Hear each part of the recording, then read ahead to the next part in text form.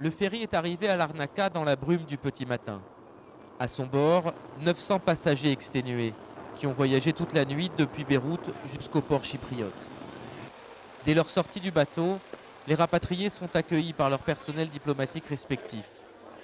La plupart des Suisses qui étaient attendus ici n'ont pas pu embarquer.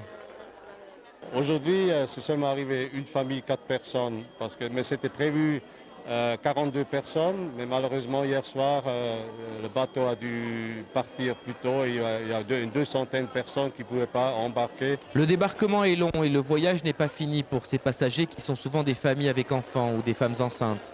Une collation leur est servie, les diplomates tentent de rassurer et de faciliter les démarches. Chacun s'efforce de digérer les heures difficiles passées à Beyrouth ces derniers jours. Pourquoi t'as quitté le Liban?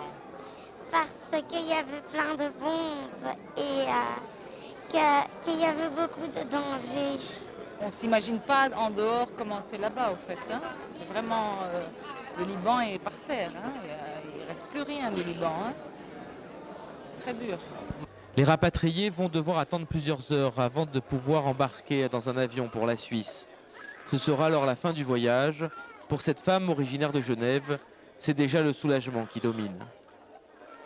Comme j'ai 2 enfants que j'adore, quand je les vois, mon cœur se perce. Je ne peux pas imaginer tout à coup les protéger des bombes, courir dans la cave, qu'elles hurlent, et qu'on parte encore plus en catastrophe que maintenant. Le bateau va repartir dans l'après-midi vers Beyrouth pour rapatrier d'autres Occidentaux. Les candidats au départ ne manquent pas. À mesure que la tension augmente, la liste d'attente s'allonge.